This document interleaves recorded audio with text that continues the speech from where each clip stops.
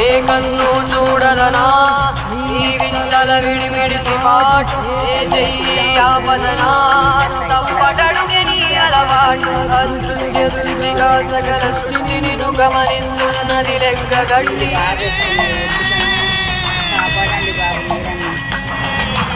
ఎంత బతుకు నీదెంత బతుకు మెడు మెతుకుల కడుపు కొరకు ఇన్నాటలు వేటలు అవసరమా మనుజా ఏ మారితే నిన్ను కబడిస్తుంది రమాయ దారి పంజా పిల్లలు ఎట్లా కోరి కొని తెచ్చుకో మాకు కర్మ